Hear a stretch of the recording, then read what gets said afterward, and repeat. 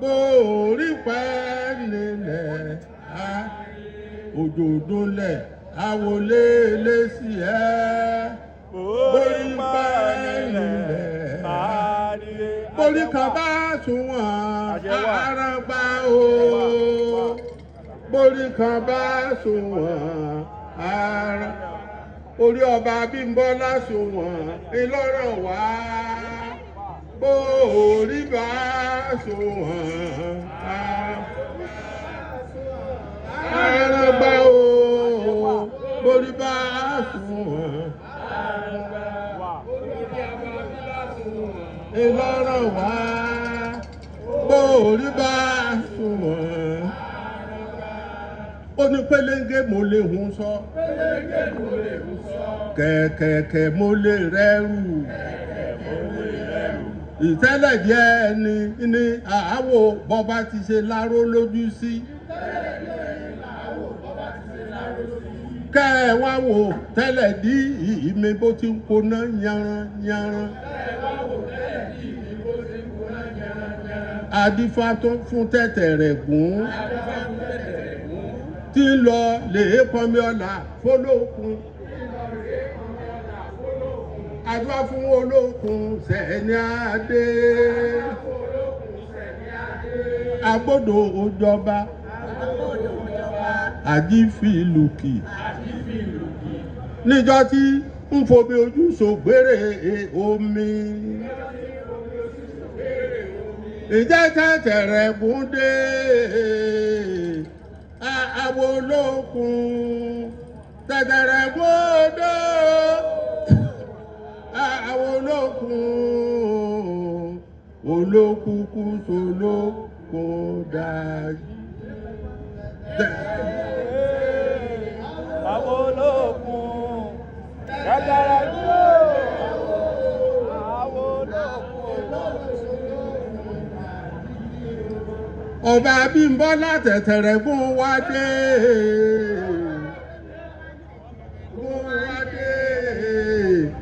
Àwọn olókun tẹ̀tẹ̀ rẹ̀ gùn wá dé. Àwọn olókun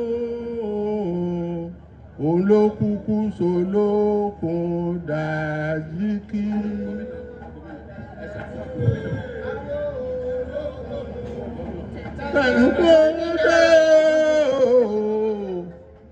Àwọn olókun olókùkù sólókun dájí tẹ̀tẹ̀ rẹ̀ gùn wá dé.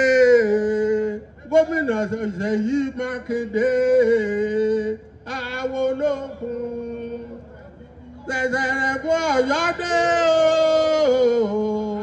Àwọn olókun olókùkù sólókun dájíkì.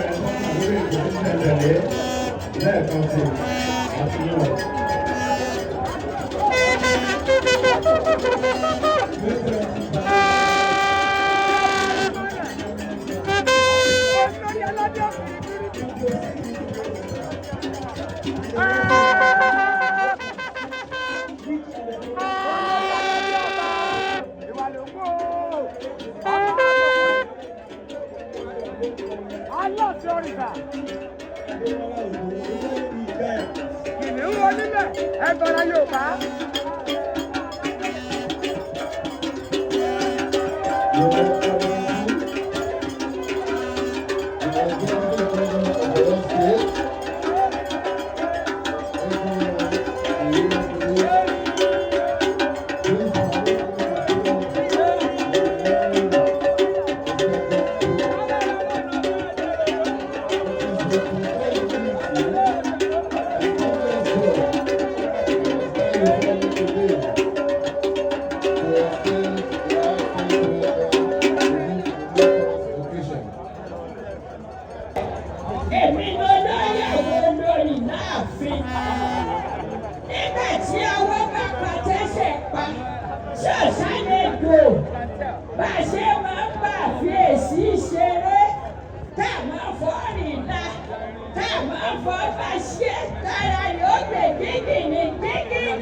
ẹ̀yin olórí dá ọ̀yà ẹ bá ń tẹ̀ lọ́rọ̀ yá ọ̀ṣẹ́.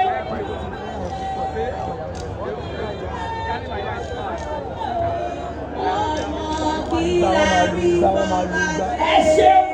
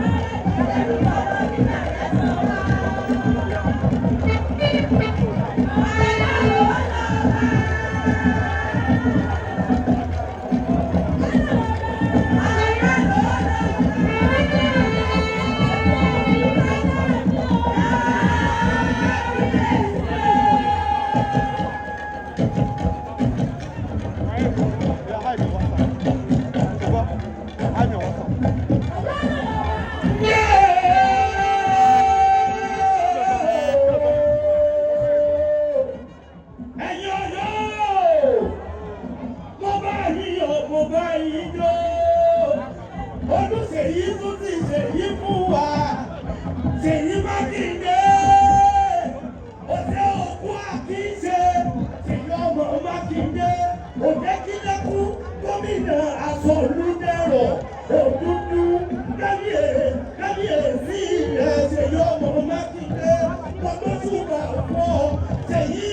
ọmọ Mákindé ó jẹ́ gómìnà gbogbo orí tó yẹ ó dáadé ṣèyí dáwọ́ ẹ̀dáde ọrùn tó yẹ ó lẹ́lẹ́gbẹ́ gbogbo ẹni ṣèyí dá lọ́lá o ìbàdí tó yẹ owó mọ́sàájì aṣọ ọba bí tẹ̀lé yẹrin yẹrin gbogbo ẹni ṣèyí dá lọ́lá ẹ̀wọ̀n tóró ilé Ọ̀yọ́ ẹ̀wọ̀n tẹ́ Olúṣèyí ọmọ Mákindé ẹ̀wọ̀n náà bó ti yọ gẹ́rẹ́rẹ́ ẹ̀wọ̀n náà mọ̀nà ẹ̀wọ̀n bí gbogbo ẹ̀ bí ti ń tùbà tí ń tù ṣẹlẹ̀ yọ Olúṣèyí ọmọ Mákindé o ṣèyí ọ̀ agbára òní dá ọ̀ lágbára ọlọ́mọba ọ̀ ní yọ̀ ṣubú òní jábọ́ lágbára ọlọ́mọba ẹ má ń dá bùsọ̀ fún ṣèyí ọmọ Mákindé. Kábíyèsí o Àkànní ẹlẹ́wù ẹ̀tù ọlọ́sọ ọmọ orúkú sàbí abẹ́ẹ̀rí gbogbo Ọ̀yọ́ onígbọ́ máa dáadé inú àgòrò tẹ̀lú ti wá ọrùn tí owó ìdìbẹ̀rẹ̀ lẹ́gbẹ̀ẹ́ inú ẹlẹ́sìn àgòrò tẹ̀lú ti wá ìbàdí tí ó wọ̀ mọ́sàájì aṣọ ọba tí tẹ̀lé yẹrin yẹrin lẹ́bí bẹ́ẹ̀ ẹlẹ́sìn àgòrò tẹ̀lú ti wá onígbọ́ bí Bọ́lá ṣe. Your Excellency, Excellency Governor of your state, Engineer Nibi, please allow me to stand on the well-established road.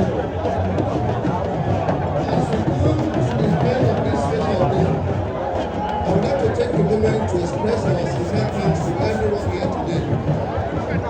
First, we want to extend our deep appreciation to His Excellency, the Executive Governor for your state, Engineer Nibi, for your constant support and commitment to our cultural life, as clearly shown today. To our honor guests, both from nearby and far away, thank you for being here with us. Your presence reflects the respect and unity we share in celebrating our new platform of God, His Imperial Majesty, Owoade. Your participation in this event is extremely meaningful. Our friendship and connections within our communities. Finally, Excellency,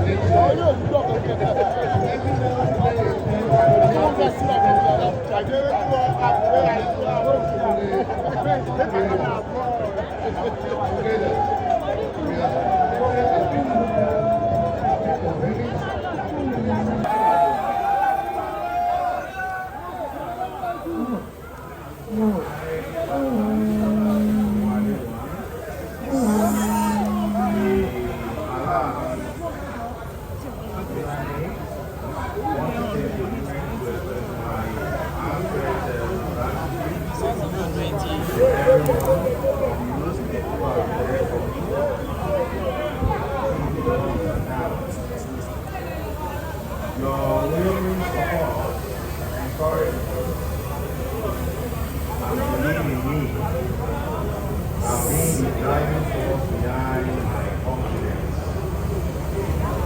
I'm forever grateful for your presence in my life.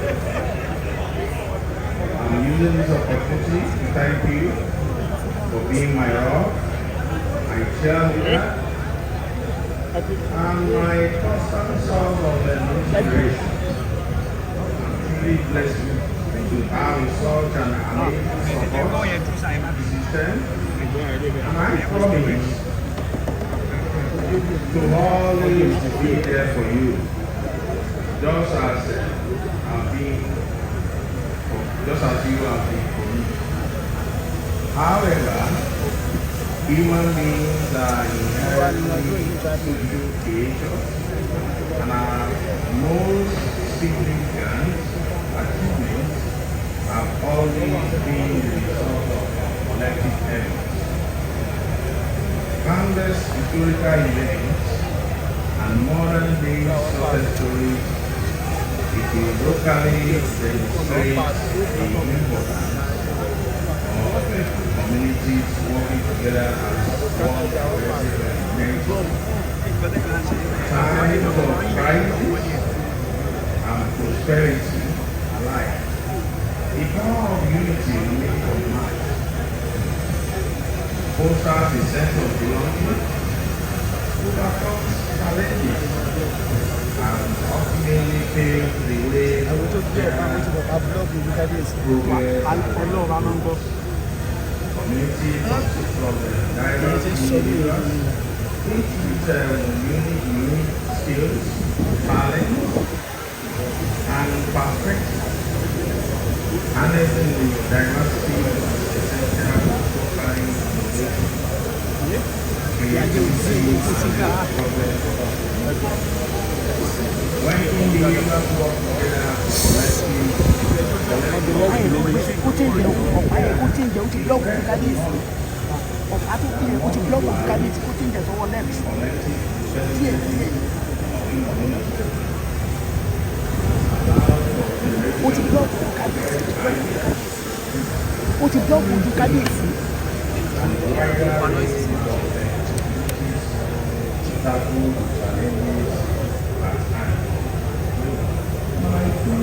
resources, expertise, and diversity, communities are accomplished far more together than individuals could have achieved on their own.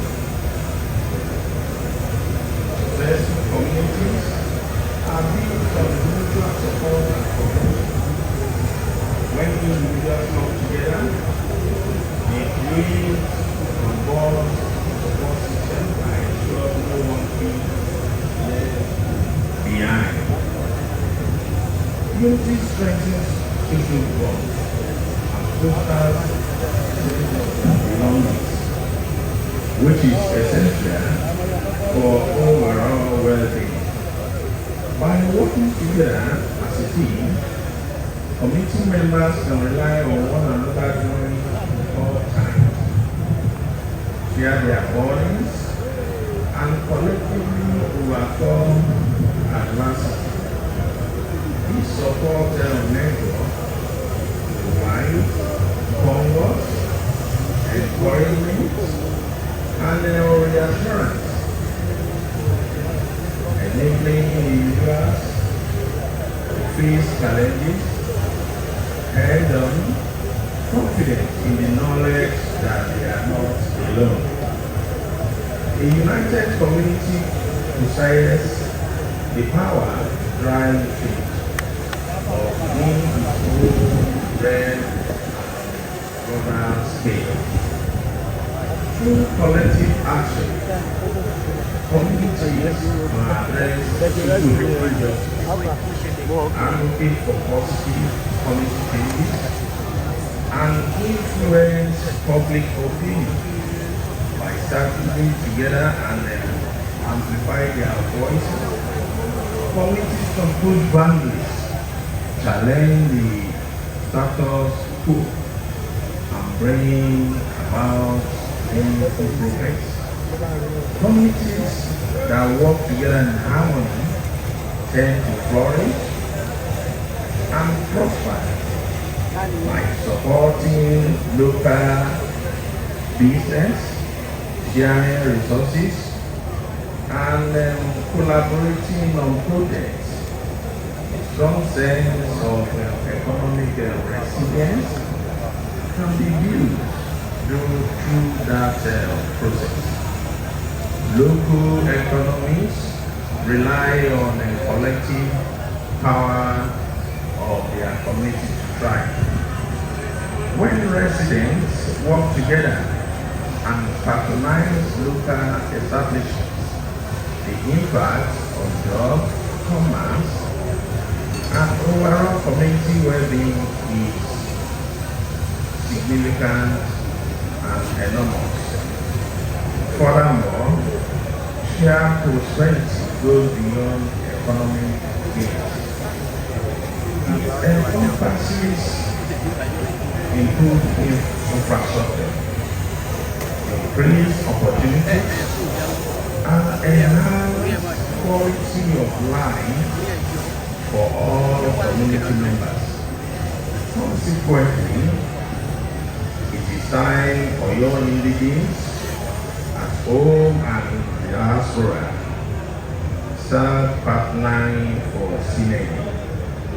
Without doubt, we can find strength in unity.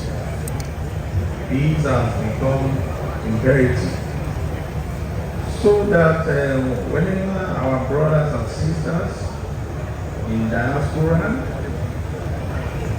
and abroad come home, and they won't be complaining us about how things are not working, but rather they will see themselves as partners and partakers in the overall development for a better